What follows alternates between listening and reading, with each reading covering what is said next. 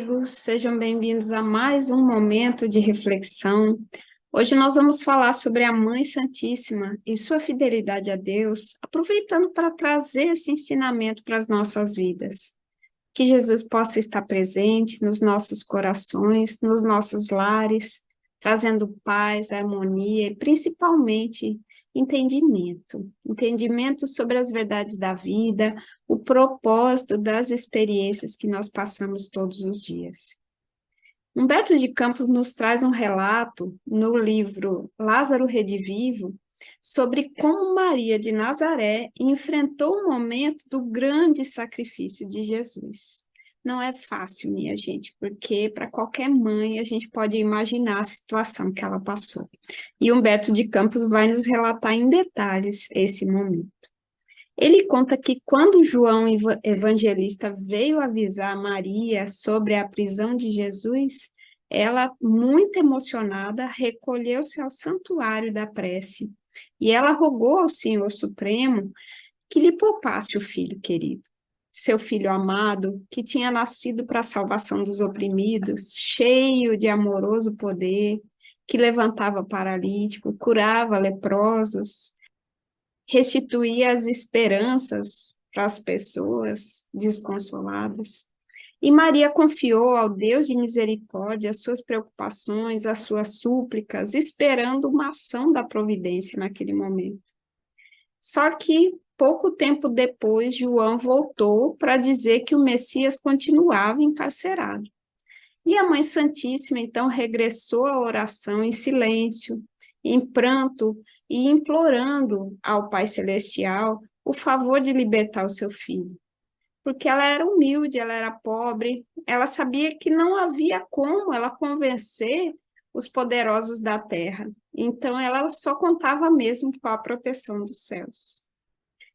Com aquele Deus de bondade infinita, aquele mesmo Deus que seu filho tinha revelado para o mundo, aquele Pai de amor, de justiça, e ela confiava que certamente Deus iria salvar Jesus da prisão.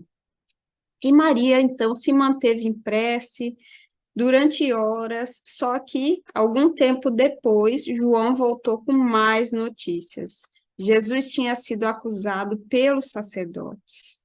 E Pôncio Pilatos, na dúvida, então, porque não havia nenhum crime evidente, mas, por outro lado, os sacerdotes estavam acusando Jesus, e ele tentou se livrar, porque ele era o representante de Roma, e aí ele resolveu enviar Jesus ao rei Herodes, que era o rei dos judeus. Politicamente, Herodes não tinha tanta influência, né? Os romanos era que mandavam, mas Pôncio Pilatos viu uma saída aí, enviando Jesus a Herodes. Falou, olha, já que eu não estou vendo fonte de crime, eu vou enviar aos próprios judeus para que julguem Jesus. Nesse momento que Maria soube desse fato, aí ela não se conteve mais, ela resolveu ir para as ruas. Pegou uma manta leve e saiu. Maria de Magdala a acompanhou, sustentando, né? Mas Maria de Nazaré se mantinha confiante. Certamente Deus modificaria os acontecimentos. Deus ia tocar a alma de Herodes para que ele libertasse Jesus.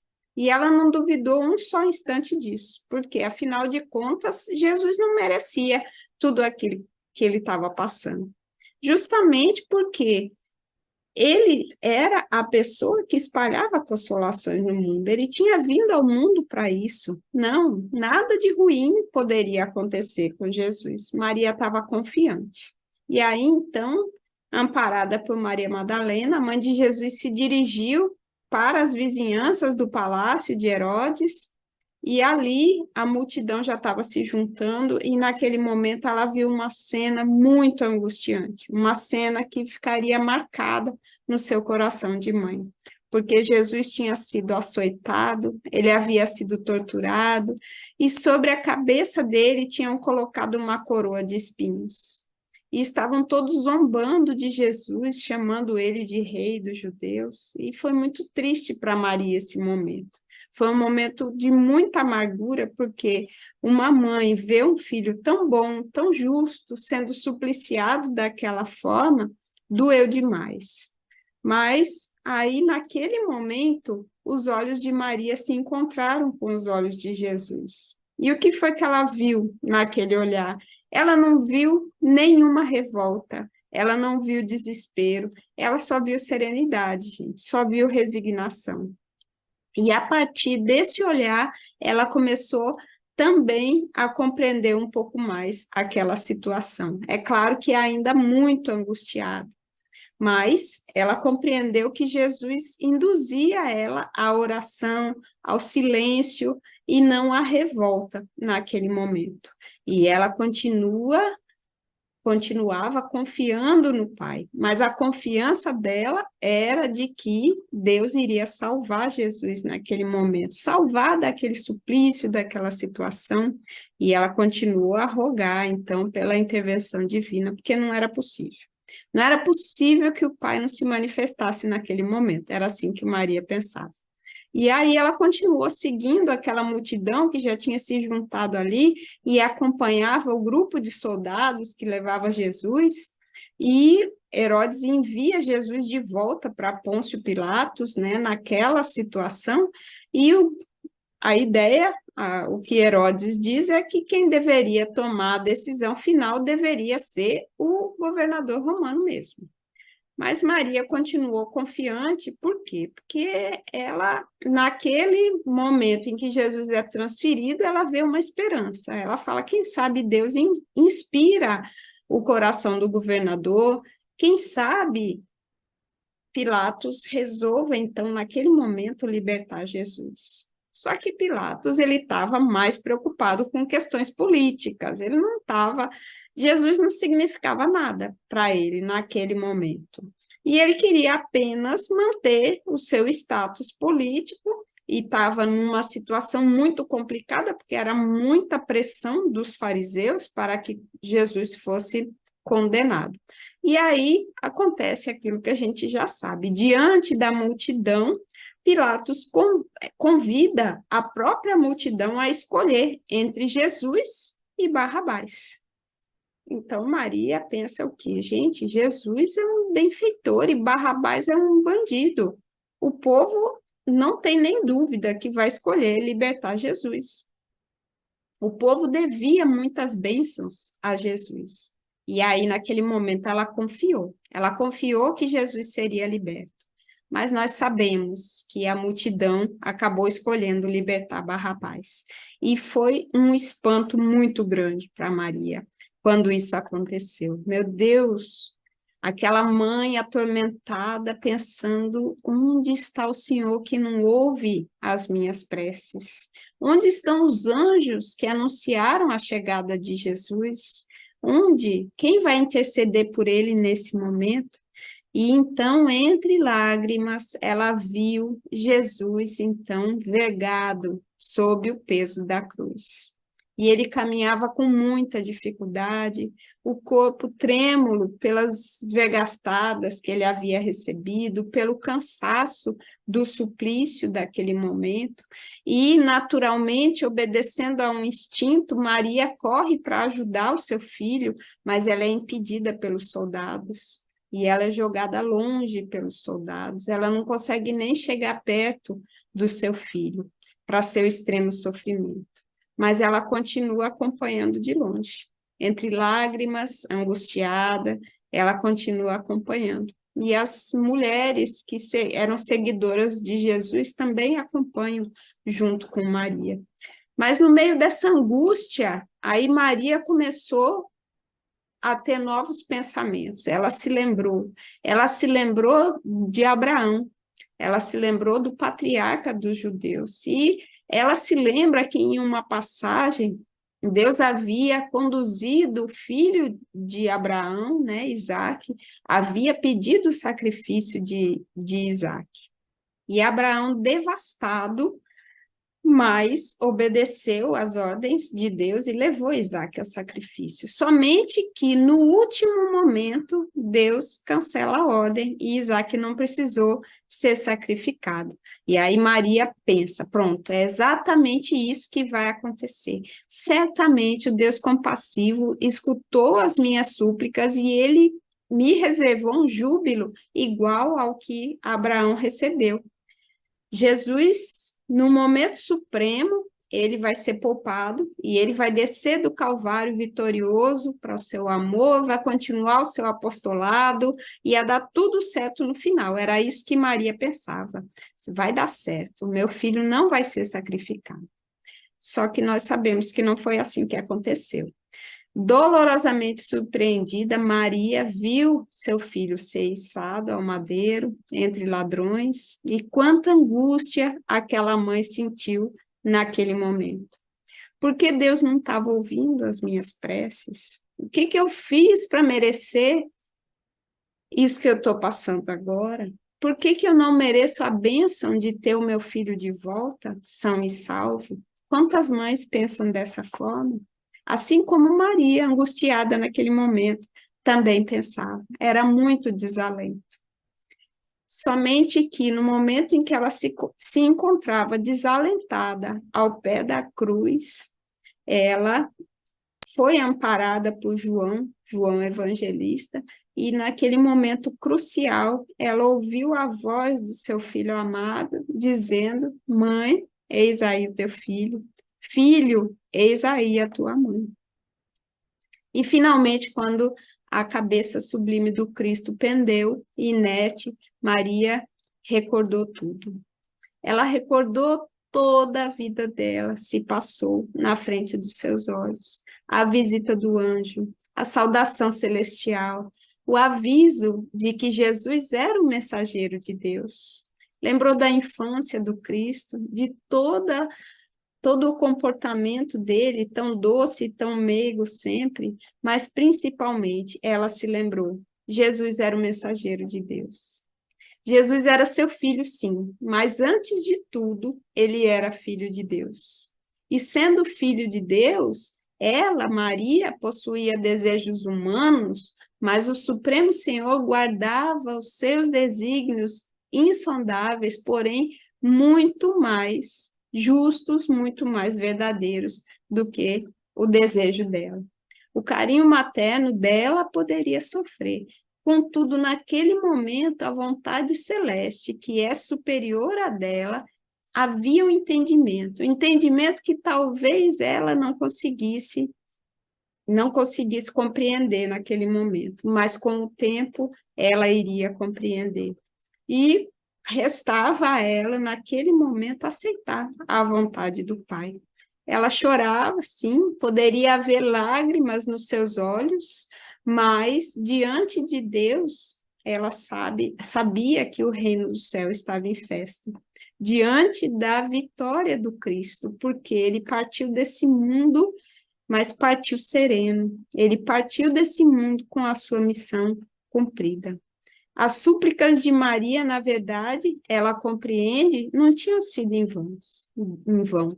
Deus tinha atendido, sim, às preces dela, não da forma como ela esperava, mas de acordo com os planos divinos.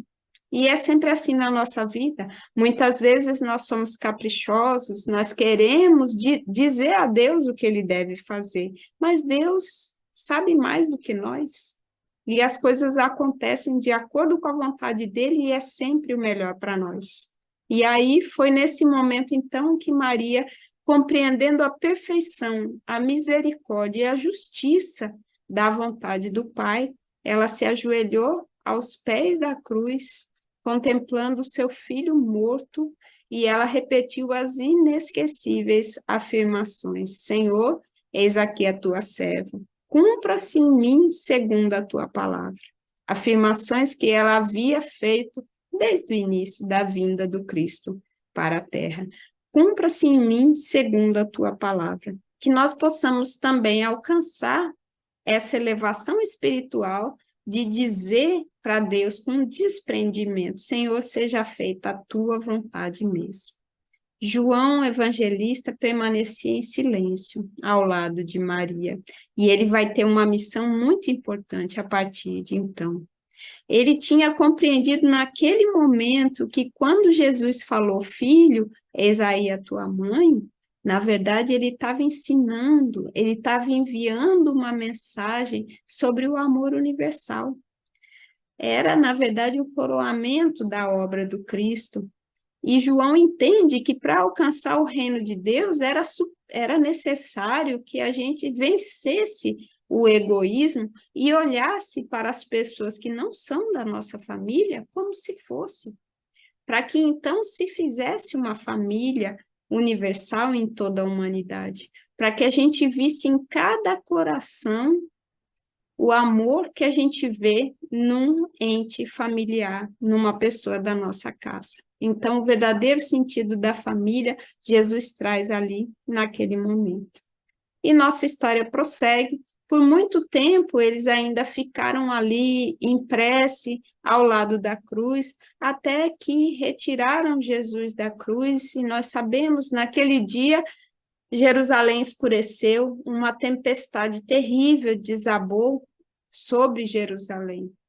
Bom, após esse episódio, os dias vão se passando. Maria, em um primeiro momento, ela vai morar com os parentes em Betânia, mas sempre muito saudosa do seu filho querido, sempre se lembrando dos tempos felizes em que ela teve Jesus menino nos braços, da sua infância, e era tanta saudade que de vez em quando parecia que ela podia ver o rosto dele em um ou outro viajante que passava pelo caminho. Os apóstolos naquela época tinham se dispersado para espalhar a boa nova pelo mundo, mas um dia João voltou. Maria ainda estava ali em Betânia. João voltou e contou sobre a sua nova vida, que ele tinha se instalado em Éfeso e tinha se criado ali uma pequena comunidade cristã, e ele queria levar Maria, ele queria cuidar de Maria como um filho carinhoso, lembrando as recomendações finais do Mestre Jesus. Então ele levou, Maria aceitou, eles foram para uma casinha bem simples que tinha sido doada para João, uma casinha bem pobre, só que ali eles fizeram um refúgio a todos os desamparados, e nessa casinha eram feitas reuniões cristãs. Ali se falava sobre a vida de Jesus, os seus ensinamentos, e a presença de Maria era uma bênção para todos os sofredores. Ela que se tornou mãe, que era chamada de mãe, a mãe de todos os aflitos. E até hoje, a nossa Mãe Santíssima, porque ela amava a cada um como ela amou Jesus. Ela via em cada sofredor o rosto do seu filho. E ela adotou todos nós, então. E assim ela foi vivendo lá na sua casinha em Éfeso. Nós sabemos que ela ouvia o desabafo daqueles sofredores que lá chegavam, e a resposta dela a tudo era: isso também passa, porque tudo passa, todo sofrimento sempre passa, sempre chega a um fim. Só não passa o amor que Jesus tem por nós e que Maria Santíssima também tem. O tempo se passa, até que um dia Maria viu que chega até a casinha dela um pedinte, e esse pedinte, ele era diferenciado. E ele fala para ela: minha mãe, eu vim te fazer companhia, eu vim receber sua bênção. Mas ela reconheceu aquela voz imediatamente. Ela reconheceu as palavras, aquele halo amoroso, aquele carinho, e ela percebeu que aquele pedinte não tinha ido receber nada, ele tinha ido doar. Com tanto carinho, com tanta luz, que ela reconheceu que era o seu filho querido que tinha voltado. E aí, ao reconhecer, então Jesus estende os braços para Maria e ele fala para ela: minha mãe, vem aos meus braços. Eu venho te buscar porque o meu pai quer que sejas no meu reino a rainha dos anjos. E Maria se libertou então dos laços carnais. No plano espiritual, ela continua cuidando de nós, porque os espíritos iluminados são aqueles que mais trabalham. Então, a nossa Mãe Santíssima cuida da gente, nós agradecemos a ela por todas as bênçãos, e que a paz do nosso Mestre querido possa permanecer conosco hoje e sempre. Até o nosso próximo momento de reflexão.